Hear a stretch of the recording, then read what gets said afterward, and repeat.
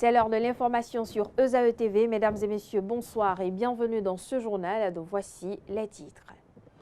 Les vacances scolaires s'achèvent bientôt. Dans moins de mois, les élèves et apprenants reprendront les chemins des classes. Les parents à divers niveaux se mettent déjà au pas pour ce qui est des préparatifs de la rentrée scolaire.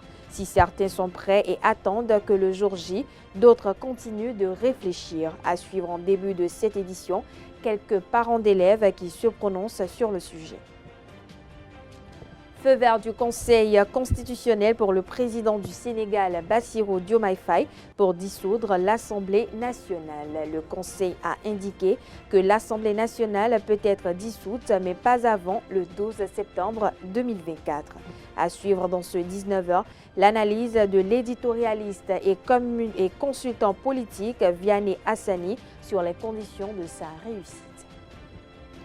En sport, la Fédération béninoise de kickboxing et des disciplines associées a organisé un stage de recyclage à l'endroit des arbitres et juges le samedi 24 août dernier. Cette activité s'inscrit dans le cadre des préparatifs du premier championnat national de kickboxing. On fait le point dans ce journal.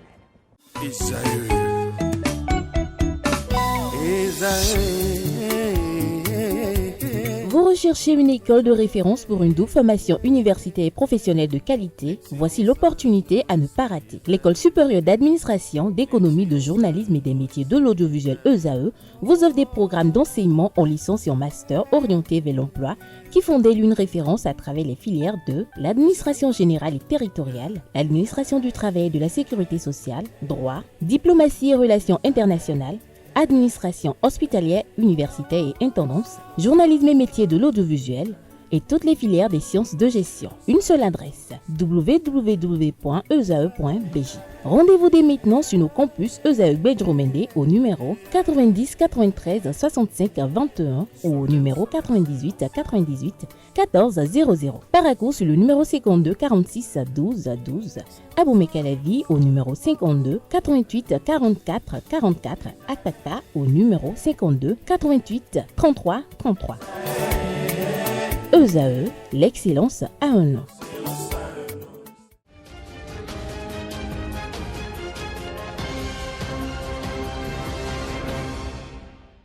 À nouveau, bonsoir. Merci de nous préférer pour vous informer. Dans moins de mois, les élèves et apprenants reprendront le chemin des classes. La rentrée académique 2024-2025 approche et les parents commencent par réfléchir à divers niveaux sur comment préparer la rentrée scolaire des enfants.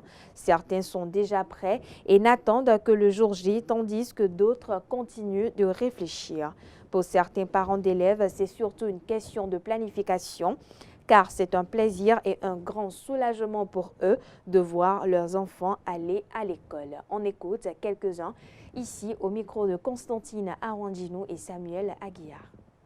La rentrée là, bon, sur moi, ça ne va pas d'abord. Mais on se prépare. Grâce à Dieu, ça va aller. Bon, on se débrouille comme un peu. On se bat comme on peut, on attend la rentrée là à grands pas. Moi, de mon côté, ce matin même, je suis allé à l'école de mon enfant. J'ai déjà pris les fournitures. J'ai déjà pris l'uniforme. En plus, si possible, j'ai payé la première tranche de son scolarité. Vraiment, j'ai déjà payé un peu de fournitures aussi pour mes enfants.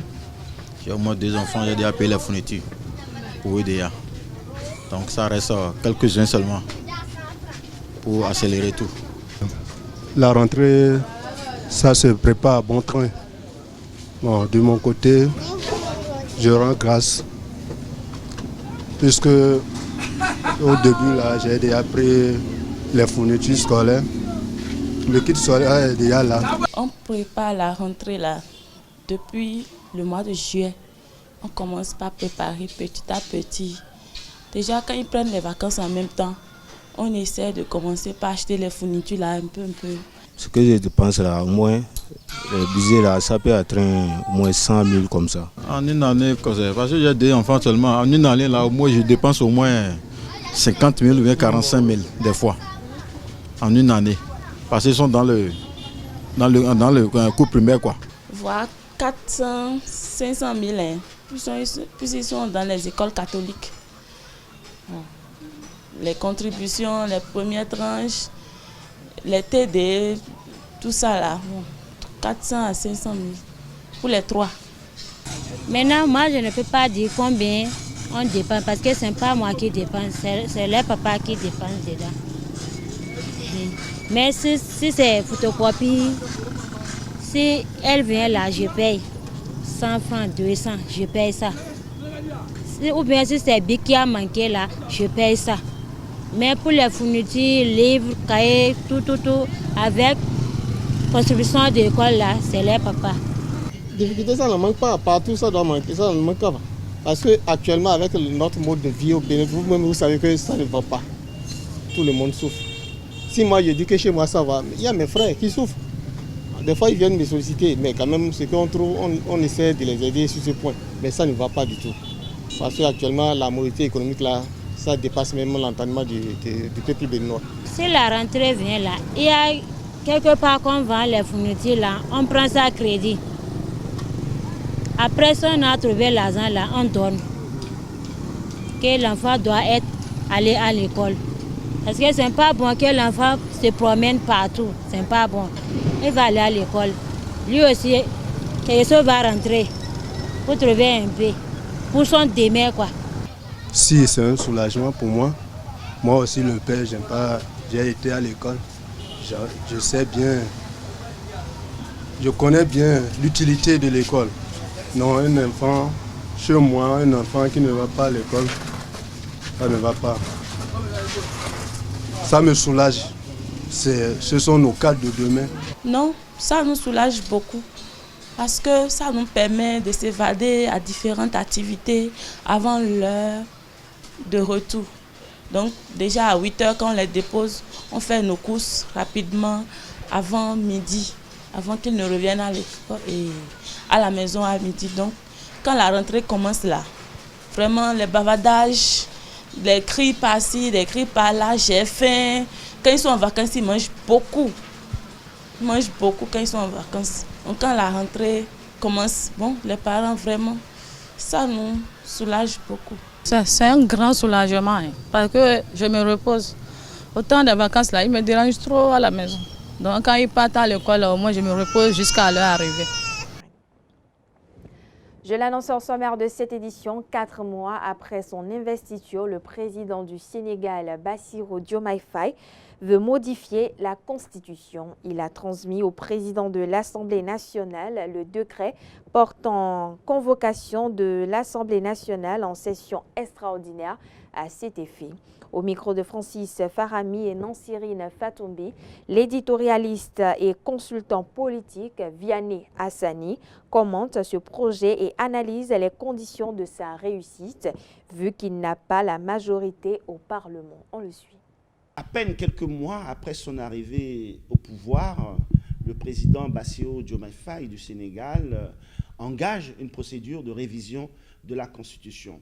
Alors d'après le décret présidentiel qui a été publié et d'après le conseiller du président de la République et qui en a parlé ces derniers jours, cette révision de la Constitution sénégalaise vise 2 objectifs, c'est notamment la suppression de 2 institutions de la République, à savoir un haut conseil chargé des collectivités territoriales et le conseil économique, social et environnemental. C'est vrai qu'il s'agit de problématiques qui sont aussi courantes dans bien d'autres pays africains, à savoir l'efficacité, l'opportunité et la pertinence d'un certain nombre d'institutions qui méritent tout au moins d'être révisées.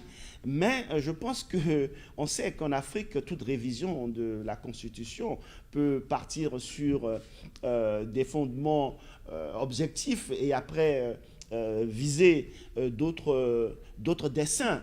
Et donc c'est pour ça qu'il faut être très prudent. Néanmoins, il y a 2 obstacles possibles à ce que cette révision, cet objectif de révision ne soit pas forcément sain pour la démocratie sénégalaise. C'est que le président Bassirou Diomaye Faye ne dispose pas d'une majorité au Parlement sénégalais à l'heure actuelle. Et donc, bien entendu, si une telle révision doit être faite, ça ne pourrait se faire que dans le cadre d'un consensus politique, aussi bien pour de la part des soutiens du régime en place que des membres de l'opposition.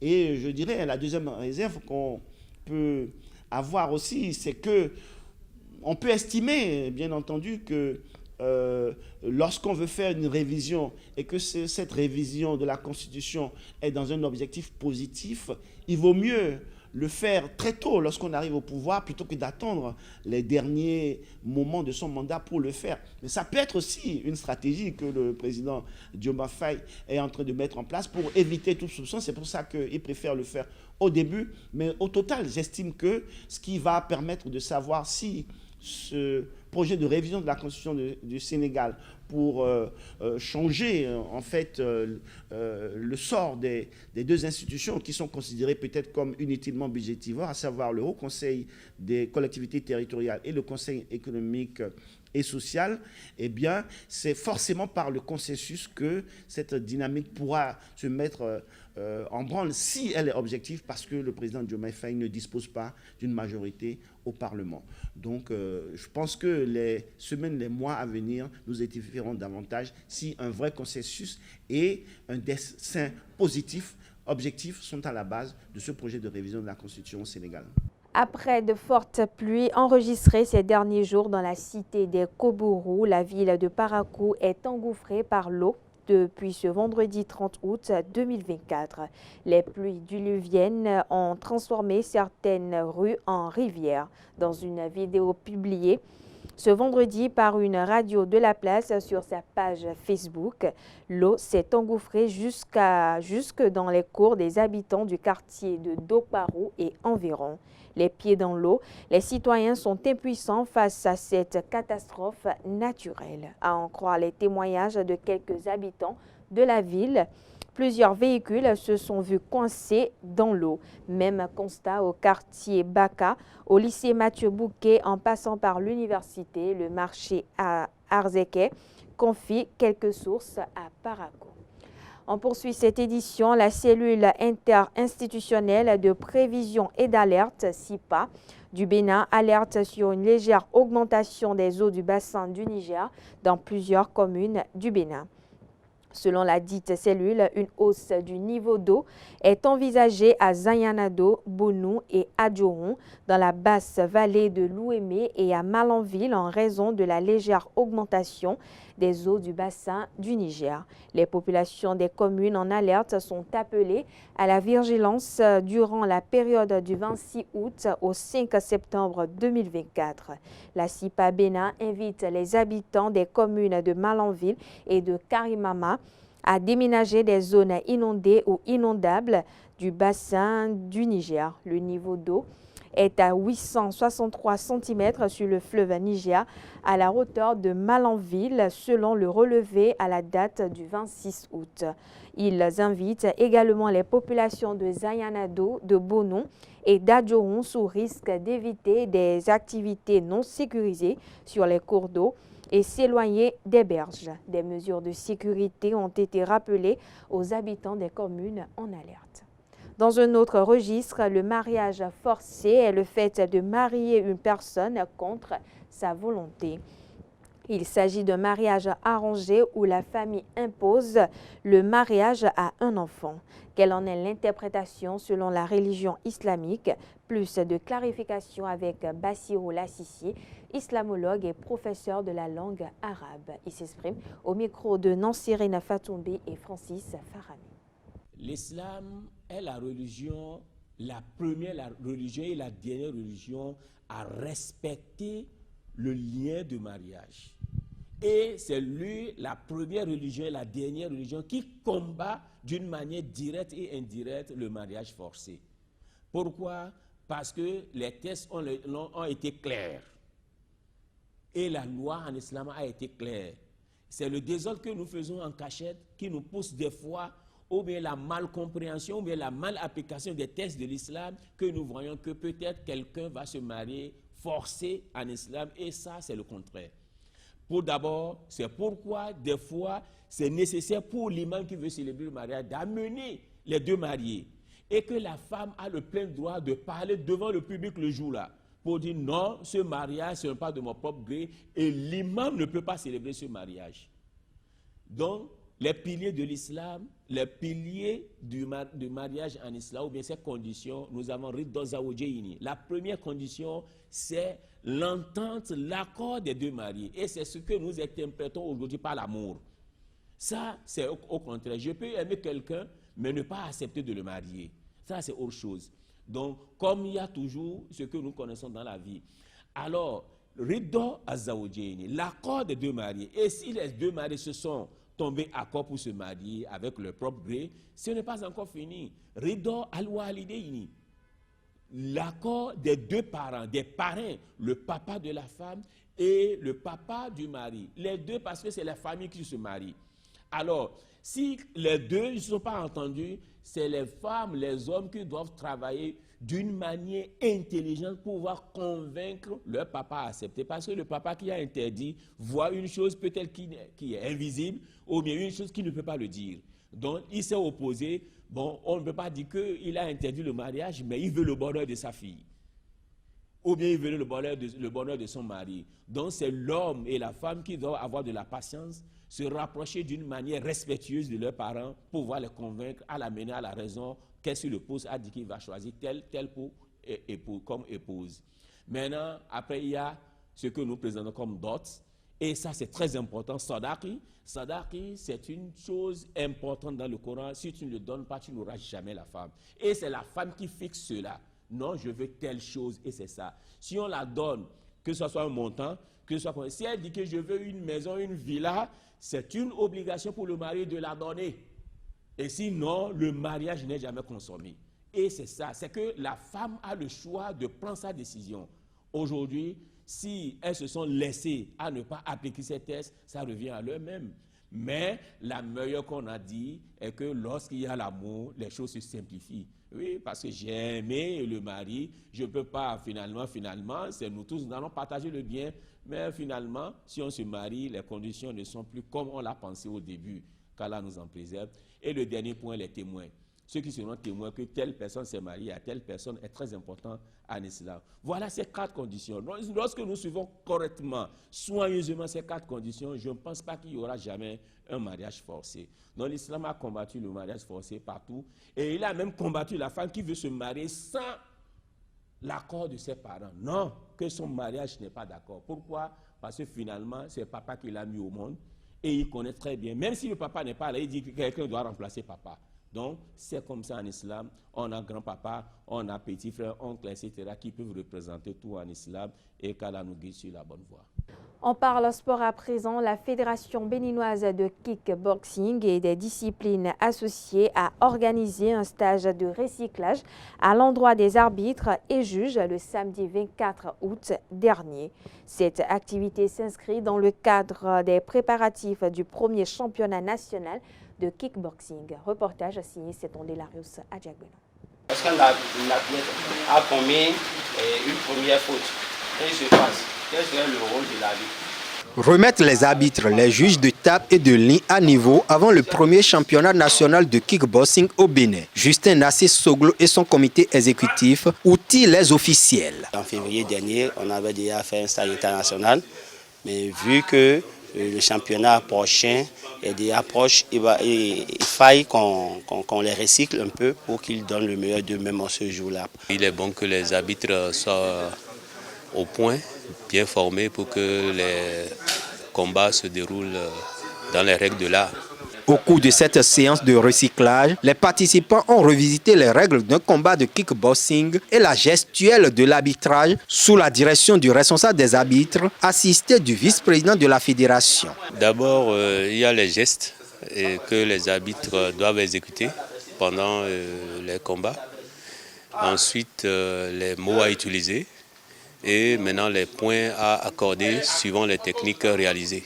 Je pourrais dire que ce n'est pas mal, puisqu'ils sont en train de maîtriser les consignes qu'on leur donne.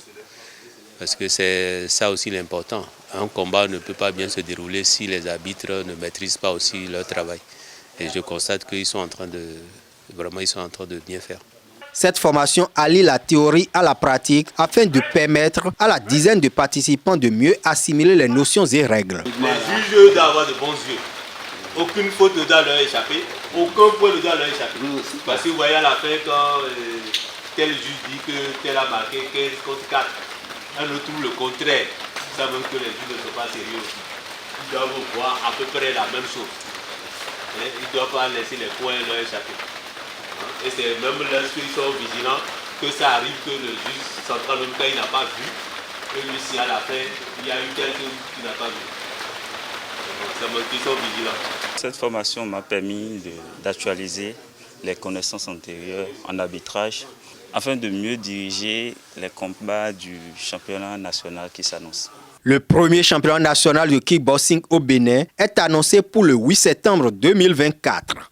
Parlons toujours sport. Les Guépards du Bénin démarrent lundi prochain la préparation des 2 premiers matchs des éliminatoires de la Coupe d'Afrique des Nations Cannes 2025 contre le Nigeria et le Cameroun.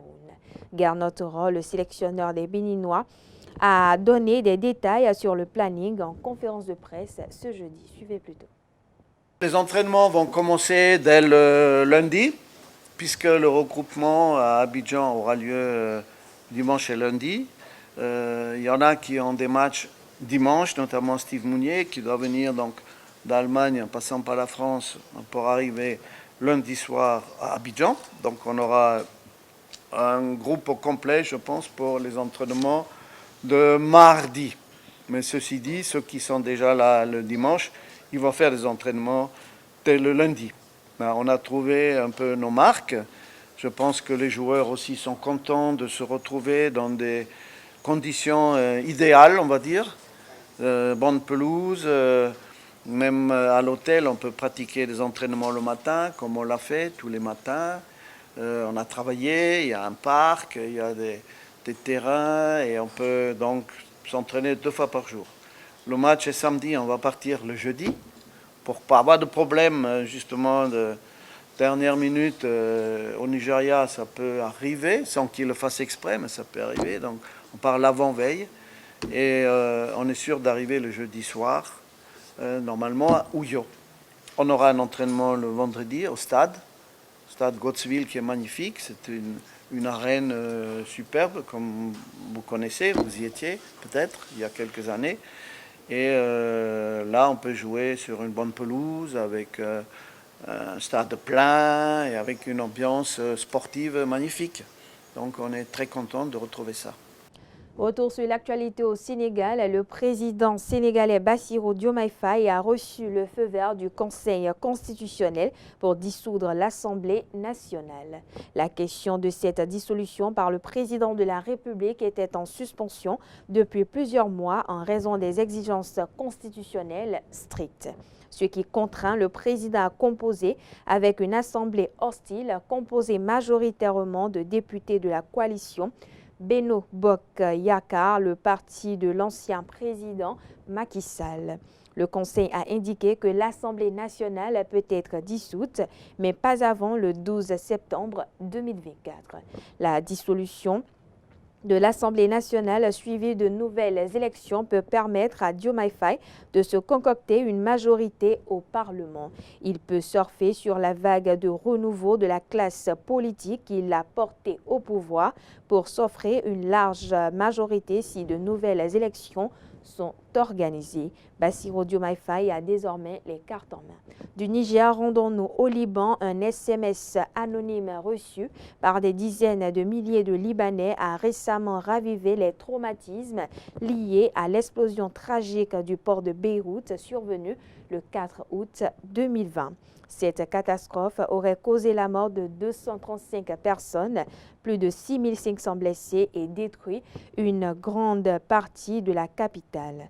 Le message intitulé Time Bomb, qui signifie bombe à retardement, met en garde contre un projet de construction d'un réservoir géant à gaz dans la région densément peuplée de Dora, au nord de Beyrouth. Ce projet, relancé en juin malgré sa suspension par le Conseil d'État en 2021, a suscité une vive inquiétude parmi les militants de la société civile et les habitants de la région, encore traumatisés par l'explosion du port. Le SMS inclut un lien vers une vidéo montrant des manifestants dénonçant la construction de ce réservoir en milieu urbain qu'ils jugent potentiellement dangereux. Une situation qui relance le débat sur la gestion du stockage de matières dangereuses au Liban, surtout lorsqu'elles sont situées à proximité de zones commerciales et résidentielles. Pour rappel, le drame du port de Beyrouth avait été provoqué par l'explosion de 2700 tonnes de nitrate d'ammonium stockées dans un hangar sans respecter les mesures de sécurité basiques. Voilà, chers internautes, c'est sur cette information que prend fin cette édition. Merci de votre attention, merci de votre fidélité. Excellente soirée en compagnie de nos programmes sur ESAET.